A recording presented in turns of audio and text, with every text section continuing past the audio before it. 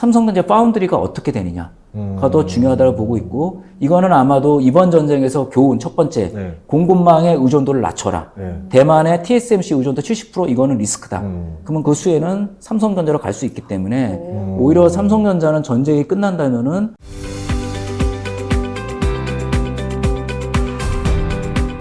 그리고 이 주식시장을 위해서라도, 네. 왜냐면 제가 이번에 하락장이 왔을 때 야금야금 좀 이렇게 주워 담았거든요. 오.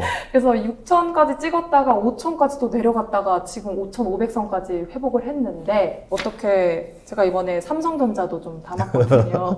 그래서 다시 고점으로 좀 넘어갔으면 좋겠는 이런 희망이 큰데 어떻게 보시나요? 일단은 4월 말까지 전쟁이 종결이 된다는 전제 조건 하면은 삼성전자가 추가적으로 더 올라가려면 충분히 있다고 보고 있습니다. 그래서 그림을 보시면 24년도에 삼성전자 영업이익이 33조, 그 다음에 작년이 44조고요. 올해 컨센서스가 189조입니다. 예. 근데 4.3배가 영업이익이 올라가는데 저번에 빠지기 전에 한 23만 원까지 갔을 때가 한 4배 정도 올라갔죠. 근데 지금 전쟁이 4월 말에 종결이 되면은 189조 원보다 영업이익이 더 올라갈 가능성이 있다고 보고 있거든요. 그러면은 대다수 애널리스트들이 한 25만 원 이상 보고 있는데 저도 충분히 가능하다. 지금 어제 종가 기준으로 삼성전자 PER이 8.1배입니다. 그리고 ROE가 31.7%라고 보면은 10배를 적용을 해도 대략 한 25만 원 정도 나오거든요. 그래서 삼성전자 전쟁 종결되면은 충분히 PER 10배 정도까지는 갈 수가 있고요. 저는 오히려 그동안은 SK 하이닉스가 훨씬 좋았지만은 앞으로는 삼성전자가 좀 더 만약에 전쟁이 끝난다면 좋게 보는 이유가 뭘 느꼈을까요, 미국이? 지정학 리스크를 느꼈겠죠. 그렇죠. 예. 근데 많은 분들이 중국이 대만 치는 거 아니야? 이런 생각 하잖아요. 그러겠죠. 예. 그러니까 저는 미국의 엘리트가 합리적으로 생각한다면 TSMC에 대한 의존도를 때문에 대만을 지켜야 된다? 그거 되게 순진한 생각입니다. 왜냐하면 TSMC가 만약에 전쟁 터지면 TSMC를 지키기 위해서 미국이 의미가 없죠. 제가 만약에 미국의 엘리트라면 TSMC의 의존도를 낮추는 게 합리적이다. 근데 이제 지난 3년 동안 삼성전자의 파운드리 마켓 시어가 뭐 한 10%대 후반에서 지금 10% 미만으로 떨어졌죠. 근데 TSMC는 그 파운드리 시장 점유율이 50%대에서 70%까지 올라갔어요. 이거는 제가 볼 때 글로벌 공급망 입장에서는 완전히 리스크입니다. 뭐 중국이 대만을 공격한다 안 한다 그거보다도요. 그러면 지정학 관점에서 봤을 때는 미국에서는 TSMC의 의존도를 낮추는 게 합리적이다. 결국은 이번에 대한민국과 미국이 저는 사상 처음으로 제조업 동맹으로 가고 있다고 보고 있거든요. 그래서 아마 AI 때문에 삼성전자가 지금 뭐 3배 이상 올라간 게 그것 때문이지 않겠습니까? 근데 AI가 핵심이지만 AI가 구체화가 되려면 제조업이거든요. 피지컬 AI는 제조업입니다. 그래서 삼성전자의 피지컬 AI가 뭘까요? 메모리도 중요하지만 비메모리죠. 설계를 뭐 미국의 빅텍들이 해도 누군가 파운드를 해야 되는데 이거를 계속적으로 TSMC에 맡길 수는 없다. 결국은 그 수혜를 한국에 온다라고 보면은 삼성전자의 추가적인 업사이드 포텐셜은 결국은 파운드리의 사업이 흑자 전환이 언제냐라는 게 중요한데 저는 가능성이 좀 크다라고 보고 있습니다. 그래서 전쟁이 끝나면 삼성전자가 20만 원부터 그 이상 세게 가는 거는 삼성전자 파운드리가 어떻게 되느냐가 더 중요하다고 보고 있고, 이거는 아마도 이번 전쟁에서 교훈 첫 번째, 공급망의 의존도를 낮춰라. 대만의 TSMC 의존도 70% 이거는 리스크다.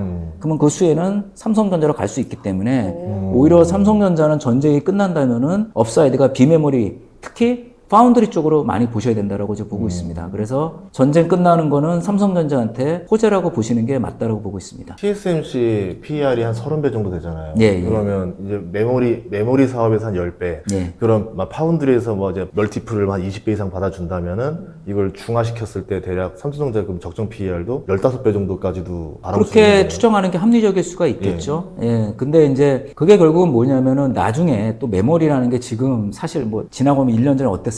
좋죠. 예. 그러면 1년 뒤가 메모리 업황이 어쩔 수가 없어요. 왜 삼성전자가 저 PER이냐 이렇게 변동성이 크니까. 그래서 파운드리는 저건 컨트랙 베이스예요. 물론 요즘도 메모리 반도체도 장기간 컨트랙 베이스로 가지만 그 틀립니다. 왜냐하면 파운드리는 기본적으로 커스터마이즈된 제품이기 때문에 이거는 고퍼를 받을 수밖에 없어요. 근데 메모리는 대규모 대량 생산이기 때문에 그리고 시황에 따라 움직이기 때문에 원래 메모리 주식은 심플합니다. 고포에 사서 저퍼에 팔아야 됩니다. 삼성전자가 어떻게 보면 고포에 작년에 18.3배고 올해 8.1배라면 작년에 사서 올해 파는 게 맞죠. 메모리와 시황만 보면. 그렇죠. 그러나 이제 여기가 삼성전자가 파운드리가 어떻게 되느냐인데 제가 말씀드린 대로 삼성전자가 메모리에서 원래 87년도, 6년도까지 적자였었어요. 엄청난 적 삼성도 되게 힘들었는데 86년도에 미일 반도체 협정 맺고 나서 87년에 삼성전자가 흑자전을 하면서 미국과 일본이 메모리 반도체로 전쟁을 하면서 그 지정학적인 수혜를 누가 받냐? 삼성전자가 받았어요. 그래서 삼성전자가 세계 1위 93년도인가 아마 메모리 반도체 1등이 됐는데 그거를 보면은 그때도 삼성전자만이 잘한 게 아니죠. 미국의 지정학 전략, 일본 반도체 업체들의 의존도를 낮춰라. 그게 삼성이 왔고 이제는 삼성전자의 또 다른 어떤 멀티플 상향은 메모리 반도체가 아니라 TSMC의 파운드리 의존도를 낮추라는 게 미국의 기본적인 국가 그 지정학 전략이라고 봤을 때 파운드리의 삼성전자의 어떤 회복 시점이 삼성전자의 그 고포를 갈 수 있는 하나의 그 트리거 포인트다라고 저는 보고 있습니다. 이렇게 되면은 말씀하신 대로 그럼 그 정도 주가가 나온다 그러면 코스피가 어느 정도쯤 간다 보시나요? 코스피를 제가 지금 저거 데이터를 좀 보시면은 많은 언론들이 예. 뭐 미국도 그렇죠. 뭐 미국 주가 빠지니까 코스피 너무 좀 과했다라고 보는데 물론 1년 놓고 보면 과했지만 21년도부터 쭉 5년간 저 상대 주가 추이를 보면은 코스피가 81% 어제 종가 기준입니다. 니케이 지수가 81%, 나스닥이 70%죠. 결국 주가라는 게 참 재밌는 게 단기적으로는 그 반영이 안 되면 롱텀으로 보면은 결국 펀더멘탈로 회귀하는 거죠. 그러면 제가 보면은 우리나라 코스피가 절대 니케이나 나스닥보다 많이 오르지 않았다. 5,500 정도면은 적정한데 여기서 이제 정말 전쟁이 끝나가지고 다시 그 상황이 다 정상화가 되면은 삼성전자가 그 만약에 아까 말한 25만 원 넘어가게 되면 코스피는 뭐 대략 6,500에서 7,000 밴드는 무조건 가겠죠. 근데 이제 7,000에서 많이 가려면 이 반도체만 갖고는 어렵다는 거죠. 결국은 제가 이제 그때도 방송에 나와서 말씀드리지만 반도체가 업황이 좋으면 누가 좋냐면 똑똑하신 분들은 되게 좋아요. 삼성전자나 SK 하이닉스. 또는 거기에 뭐 공급하는 장비 소재업체들은 좋은데 경기권만 좋지 않습니까? 근데 뭐 똑똑한 사람들 돈 많이 벌면 좋죠. 뭐 첨단 기술이 우리나라에 되게 중요하지만 결국은 우리나라 경제 특히 중산층이 전부 다 수혜를 보려면 결국은 뭐냐면은 그 전통 제조업이 그 개선돼야 그 좋아져야 되는데 그 개선될 포인트가 저는 있다라고 보고 있는 거죠.